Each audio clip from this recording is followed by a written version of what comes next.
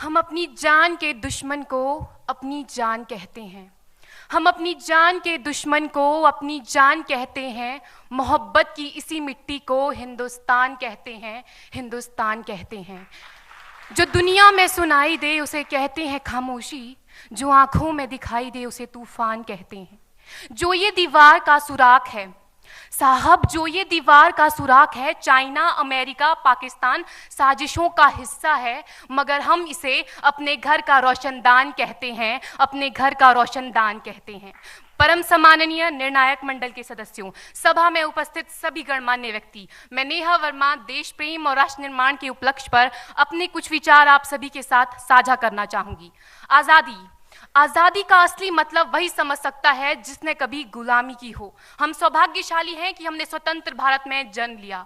यूं तो आज़ादी की लौ 1857 में ही जल चुकी थी, जो वर्षाल बनकर 1947 में हमारे देश को आज़ाद कराई। प्राचीन, मध्यकालीन और वर्तमान भारत के उदाहरणों से स्पष्ट करना चाहूंगी कि जब हम फिरंगियों के फेरे में फंस गए थे तो रंग दे बसंती चोला की एक आवाज पर टोलों के टोले उमड़ आते थे और उनके वंदे मातरम के नारों से खून में आने वाला 5-5 डिग्री का तूफान अंग्रेजी शासकों की जड़ों में तूफान ला देता था। लोग मर जाते थे, मिट जाते थे, फांसी चढ़ जाते थे, तो वो भी अपनी देशभक्ति साबित कर रहे होते थे, क्योंकि ये उस दौर की देशभक्ति की कसौटी थी।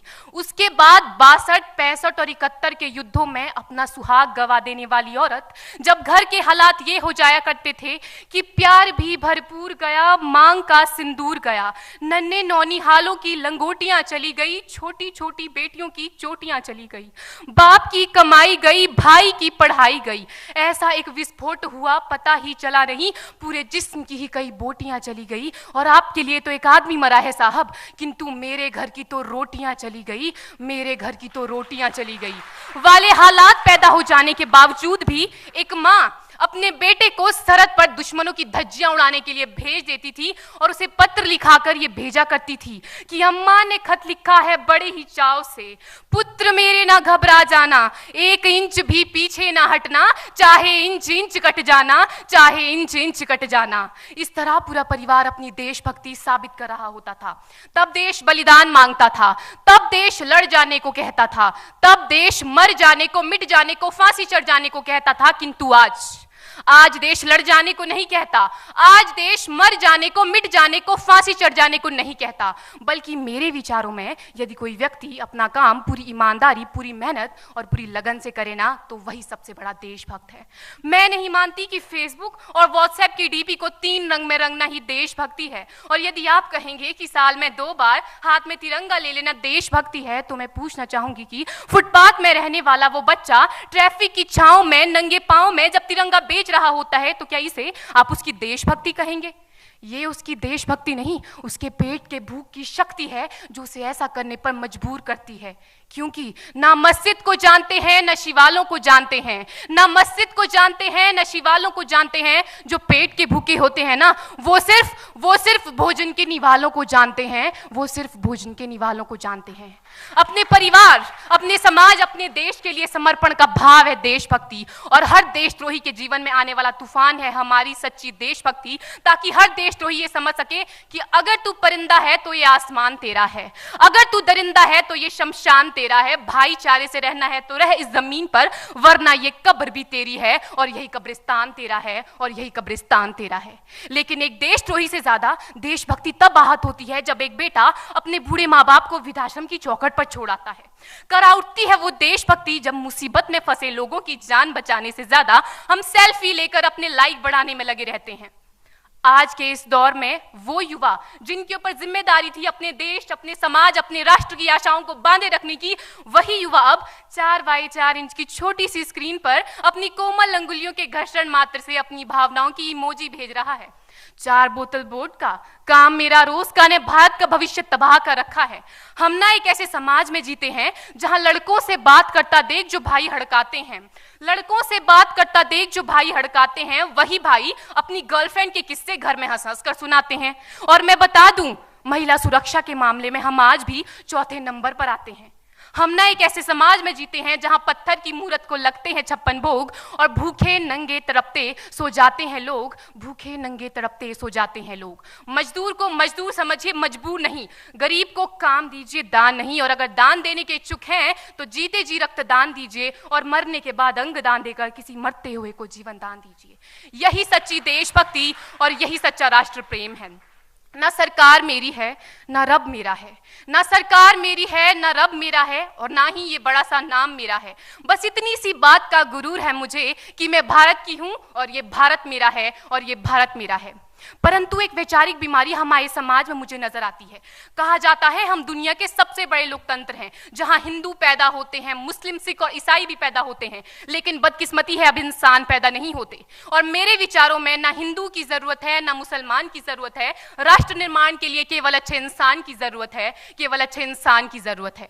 जरा सोच कर देखिए, ये पेड़ पौधे और शाखाएं भी परेशान हो जाएं अगर परिंदे भी हिंदू और मुसलमान हो जाएं।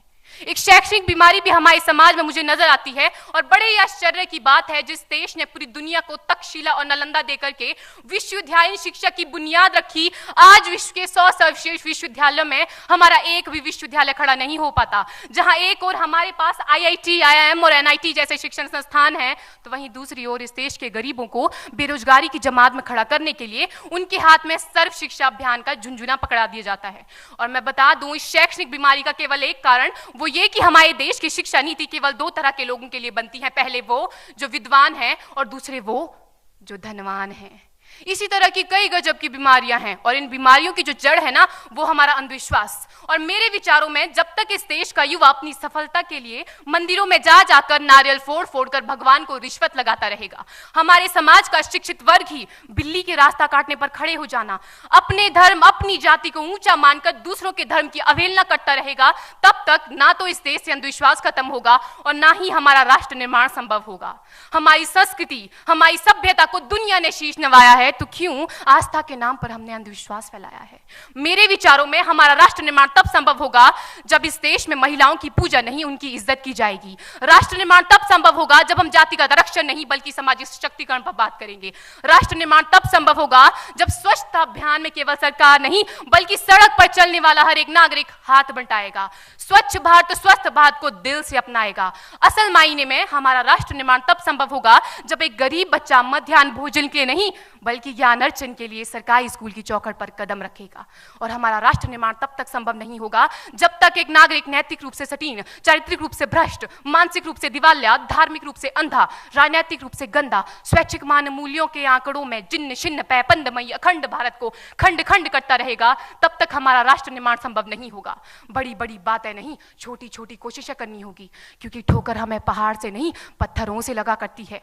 I being an Indian, I being a student, I being a symbol daughter of this motherland feel proud to be an Indian। और मैं सैल्यूट करना चाहूंगी सरहद पर दिन रात हमारी रक्षा के लिए खड़े हर उस जवान को, इस देश की पुलिस, प्रशासन और किसान को, और इस देश के हर उस व्यक्ति को जो अपना काम पूरी ईमानदारी, पूरी मेहनत और पूरी लगन से करते हैं, जिनके बिना राष्ट्र निर्माण की कल्पना करना भी असंभव सा लगता है। और आज इस मंच पर पूरी जिम्मेदारी के साथ मैं भारत की बेटी ये कहती हूं कि हमारा राष्ट्र निर्माण तब संभव होगा जब हम सभी, मैं, आप, हम सब मिलकर प्रयास करेंगे, क्योंकि हमारे देश की जिम्मेदारी नहीं है हमें आगे ले जाने की, हमारी जिम्मेदारी है अपने देश को आगे ले जाने की, अपने राष्ट्र को आगे ले जाने की, अपने वतन को आगे ले जाने की।